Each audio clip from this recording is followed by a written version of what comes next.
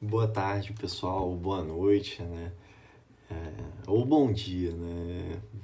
Meu nome é João Lucas Castro, faço parte do grupo Fraternos Mensageiros e fui incumbido hoje da tarefa de fazer o estudo do Evangelho, né? Vamos conversar um pouquinho sobre o capítulo 17, item 3. Antes de começar o estudo, vamos só fazer uma prece para que sejamos iluminados aí durante a nossa conversa, né? Pai, Criador e amigo fiel, somos gratos por mais essa oportunidade de aprimoramento, somos gratos por todas as oportunidades de colocarmos em prática os teus ensinamentos diariamente. Protege-nos e nos ilumina, não só agora, não só hoje, mas por toda a nossa caminhada. Que assim seja. Então vamos lá. A gente vai conversar um pouquinho sobre o capítulo 17. Para quem não sabe, o nome dele é Sede Perfeitos. O item 3 é o homem de bem, né? Esse item eu já adianto que é um manual, né, sobre a nossa vida, é um manual de como um verdadeiro espírita deve se portar, deve se comportar, né, deve refletir sobre seus atos. E é muito legal ele. É um ensinamento fantástico que o Consolador Prometido nos deu, né? E antes da gente começar, tem uma observação, não é nenhuma observação, mas eu achei fantástico, porque o nome do capítulo é Sedes Perfeitos. E quando a gente lembra disso, eu lembro direto daquela frase, sede perfeitos como perfeito é vosso Pai. E aí ele nos chama a atenção no item anterior, mas que é bem legal, né? E ele fala assim: visto que Deus possui a perfeição infinita em todas as coisas, esta máxima, sedes perfeitos como perfeito é vosso Pai Celestial, tomada ao pé da letra, pressuporia a possibilidade de atingir-se a perfeição absoluta. Se fosse dado à criatura ser tão perfeita quanto o Criador, ela se tornaria igual a este, o que é inadmissível. Mas os homens a quem Jesus falava não compreenderiam essa nuance. Jesus se limita a lhes apresentar um modelo e dizer-lhes que se esforcem por alcançá-lo. Então, ele é bem legal porque, não, a gente vai ser perfeito, mas o mais perfeito de todos é nosso Pai Celestial. E aí ele esclarece, né? Se Jesus falasse dessa forma, as pessoas ao qual o escutavam naquela época ainda não entenderiam perfeitamente. Mas hoje a gente já tem condição de entender isso, né? Então, vamos aprender um pouquinho como é que a gente consegue caminhar rumo a essa perfeição que Jesus nos convida, né? E ele nos convida não é de hoje, ele nos convida ali desde que ele veio à Terra. Desde que ele esteve aqui entre nós, ele se esforçou diariamente, né, em fazer o convite a cativar corações e corações, né, para caminhar junto a ele, para passar de mãos dadas com ele na porta estreita, né, para sermos ovelhas que caminham ao Pai, né, e obedecem ao seu bom pastor. Então, poxa, olha só que legal esse convite que Jesus nos faz, né? Quando eu penso no convite que ele nos faz, né, eu penso que, poxa, até hoje, se a gente parar para pensar assim, existem várias entidades que trabalham por um mundo melhor, trabalham por várias questões de desigualdades, né, que nós temos no mundo. Mas essas entidades todas, elas são formadas por singularidades, né? Que são as pessoas que a compõem, são as pessoas que estão ali transformadas e tentando se transformar, né? E quando eu vejo o Espiritismo, eu vejo como essa entidade que nos convida diariamente a essa reforma íntima, nos convida a sermos homens e pessoas de bem, né? Homens e mulheres de bem, né? E aí, nesse item 3, eu acho super válido, eu depois que estudei ali, eu achei fantástico. E acho que todos nós aí que nos dizemos espíritas, temos que tê-lo grudado, seja no nosso quarto, na nossa cabeceira, no espelho do banheiro, onde for, nosso momento de reflexão, porque ele é um verdadeiro manual, e um manual belíssimo, tá? Sobre a nossa postura como homens no planeta, né? E homens, eu falo homens e mulheres, né? No planeta Terra. E ele começa assim, eu vou ler o início, mas ele discorre de forma fantástica sobre várias qualidades que deve ter o homem de bem. Eu vou ler o início só para a gente conseguir entender um pouquinho. Ele fala assim: o verdadeiro homem de bem é o que cumpre a lei de justiça, de amor e de caridade, na sua maior pureza. Se ele interroga a consciência sobre seus próprios atos, perguntará a si mesmo se não violou essa lei, se não praticou o mal, se fez todo o bem que podia, se desprezou voluntariamente alguma ocasião de ser útil, se ninguém tem qualquer queixa dele, enfim, se fez a outrem tudo o que gostaria que lhe fizessem. O homem de bem tem fé em Deus, em sua bondade, na sua justiça e em sua sabedoria. Sabe que nada acontece sem a permissão e se submete à sua vontade em todas as coisas. Tem fé no futuro, razão pela qual coloca os bens espirituais acima dos bens materiais. Sabe de todas as vicissitudes da vida, todas as dores, todas as decepções. Essas são provas ou expiações, e as aceita sem murmurar, né? E assim ele continua a discorrer sobre vários aspectos e qualidades do homem de bem. Então, olha só, nesse início, que coisa tão bela, né, que nós temos aqui. O homem de bem é aquele que se põe a refletir sobre seus atos.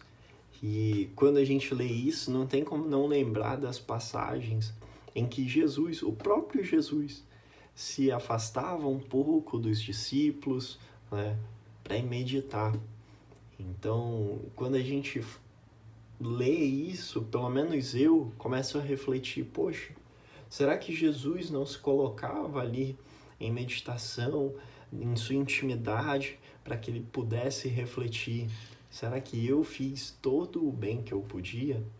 Será que alguém tem alguma queixa sobre mim? Será que eu não deixei de ajudar um irmão? E, poxa, se Jesus fazia isso, quem somos nós para deixarmos de fazer, né? Então, acho que o Espiritismo ele é fantástico porque ele nos convida a esse momento íntimo, né, de reflexão sobre os nossos atos, sobre as nossas atitudes, sobre como nós nos portamos aqui no planeta. Tem na Gênese uma passagem bem legal, quando ele fala ali sobre Deus, que ele nos fala que um dia será dada a oportunidade de, claro, quando nós estivermos num grau bastante elevado de desmaterialização, será nos dada a oportunidade de vê-lo, né? Ou seja, olha só que alegria seria ver Deus. Só que para isso a gente tem que refletir.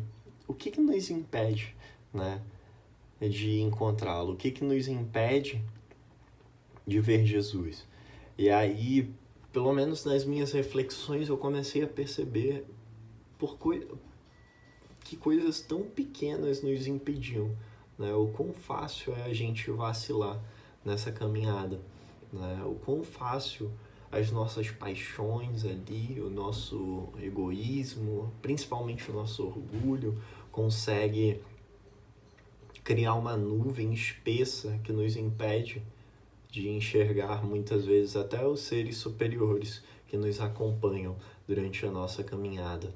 Então, acho que o Espiritismo ele é fantástico porque ele nos auxilia e nos intima a essa reflexão diária, né? Poxa, qual o meu propósito? Qual é o meu destino aqui? Por que eu estou estudando isso? Será que eu realmente quero ser um homem de bem? Sim, eu quero. Então, o que eu vou precisar fazer, né? E aí tem esse manual aqui fácil para a gente seguir.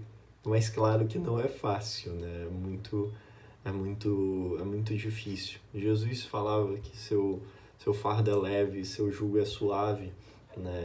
E a gente percebe que, poxa, há 2000 anos ele já falava isso e a gente ainda não consegue, né?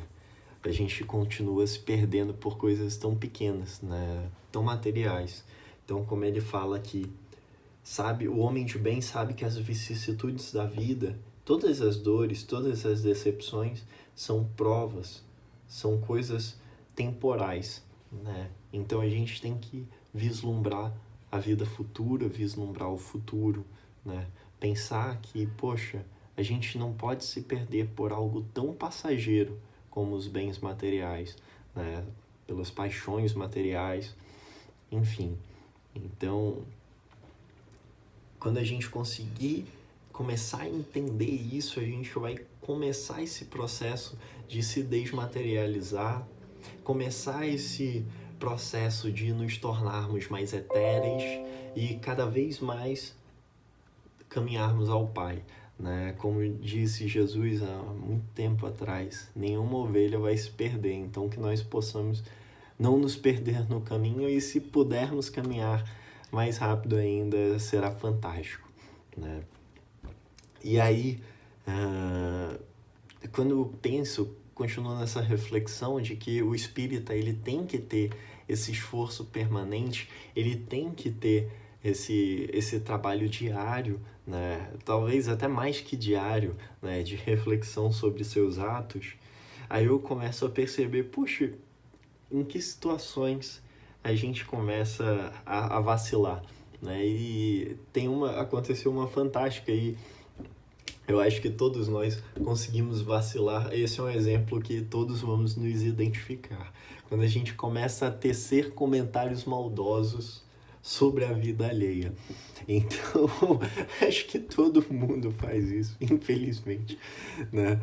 E aí isso me remeteu à sexta-feira. Eu estava conversando com uma amiga à noite e aí nós começamos a falar sobre o Brasil, falar sobre espiritismo, falar sobre vários temas. E aí chegou num momento que a gente estava assim caminhando a começar o ponto da fofoca, né?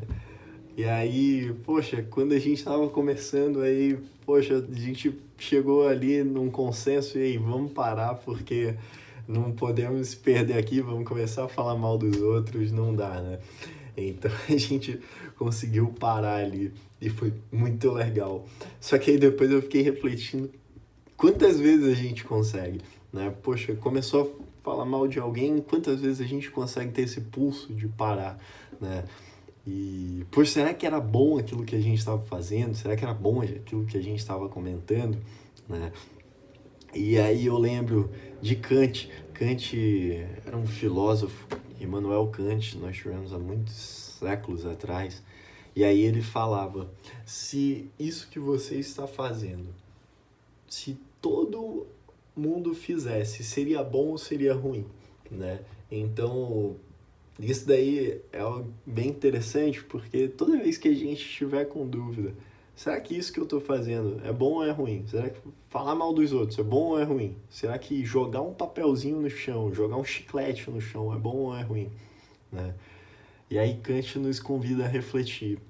Se o mundo inteiro fizesse isso, seria algo bom ou ruim, né? Então imagina só 7 bilhões de pessoas falando mal uma das outras, né? Imagina só 7 bilhões de pessoas jogando chiclete no chão, uma montanha de lixo que ia se formar. Imagina só 7 bilhões de pessoas jogando papel nas ruas, né? Quantos bueiros a gente não ia entupir. Então a gente consegue perceber que isso não faz bem, não é saudável, né? Agora, Imagina só também o mesmo exercício, se 7 bilhões de pessoas acordam todo dia de manhã, saem de suas casas, perguntam pro colega do lado como ele tá, começam a se interessar verdadeiramente em ajudar o amigo, ajudar o colega, o desconhecido, né? Começam a verdadeiramente tentar enxergar o próximo, o outro, na verdade, como seu próximo, como seu irmão, né? Então, até de falar já traz uma sensação de paz, né? Já traz mais tranquilidade, né? Então, esse é o verdadeiro desafio. É a gente conseguir ir percebendo que, poxa, essa atitude, se o mundo todo fizesse, seria bom ou seria ruim, né? E a partir desse momento a gente começa a depositar ali um pouco mais a nossa fé no futuro, né?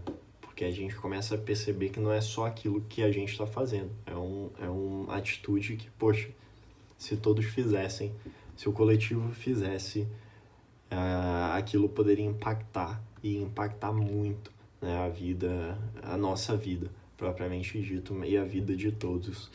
E aí, essa reflexão, a gente começa a caminhar, porque é muito legal a gente pensar no homem de bem e pensar que, poxa, a gente já tem tantas pessoas que falam sobre o homem de bem. Eu sou uma que estou aqui falando sobre o homem de bem hoje, né?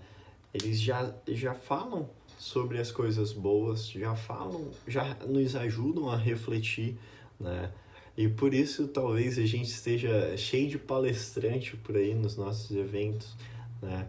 A gente já tem pessoas que querem escutar sobre isso, né? Se eu tô falando, alguém tá escutando, né? Se o Haroldo tá falando, alguém tá escutando. Se o Chico tava falando, alguém tava escutando. E tantas outras pessoas.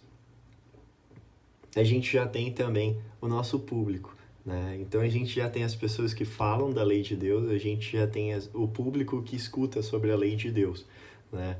Mas será que essa conta fecha quando a gente pensa nas pessoas de bem?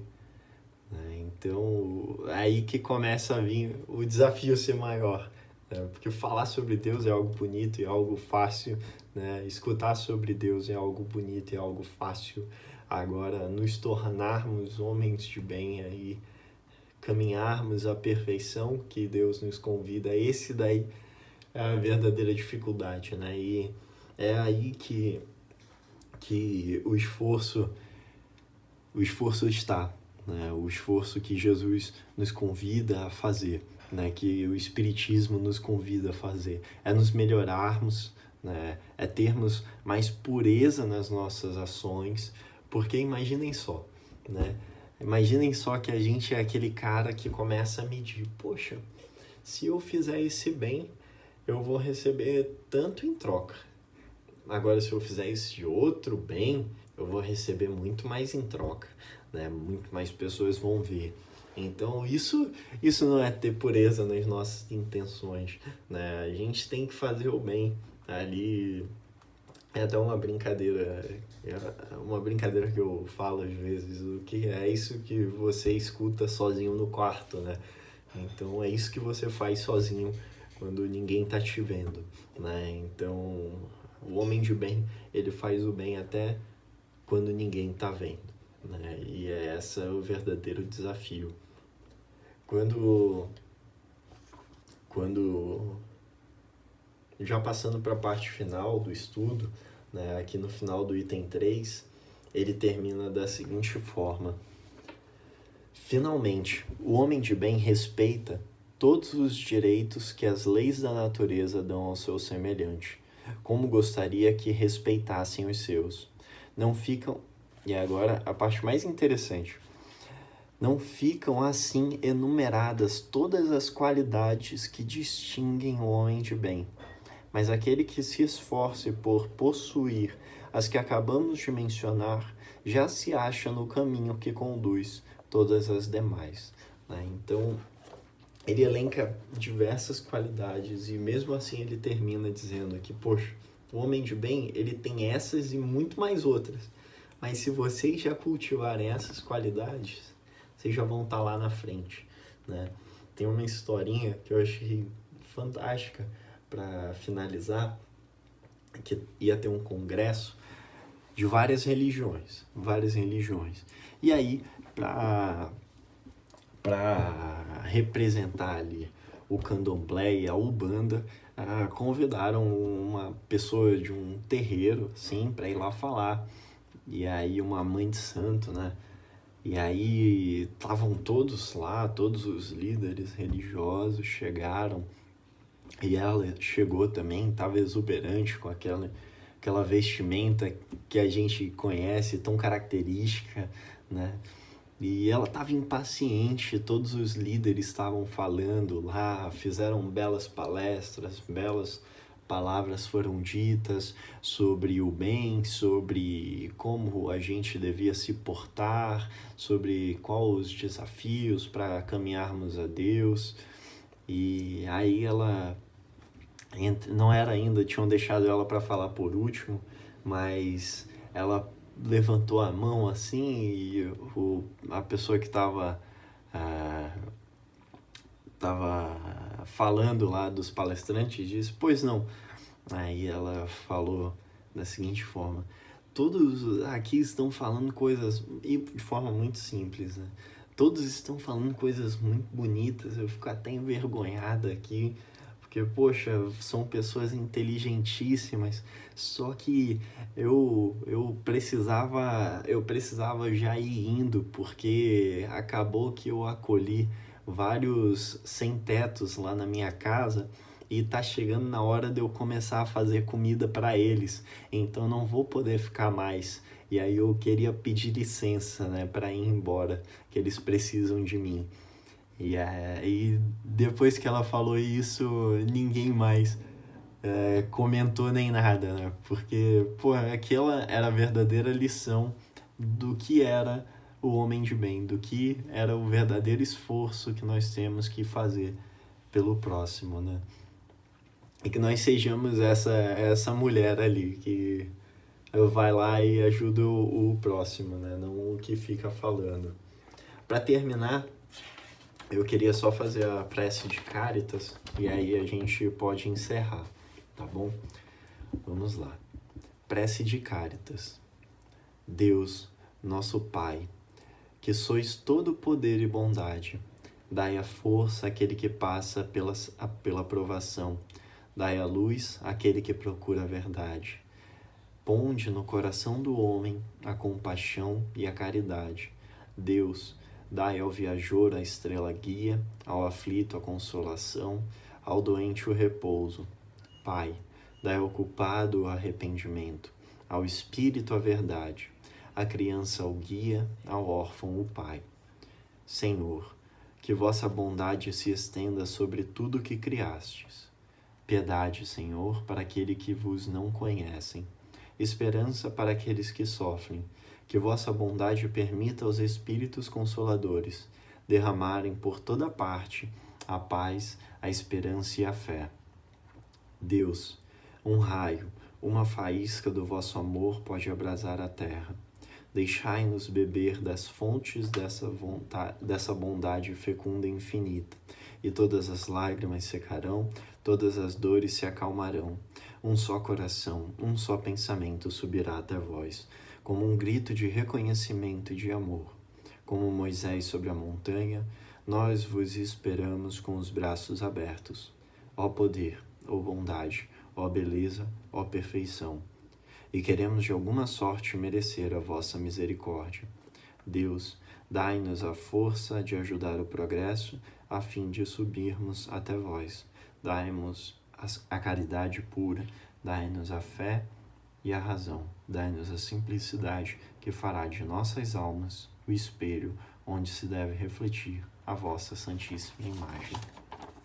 Então, é isso, meu amigo, meus amigos, né? Um beijo em todos.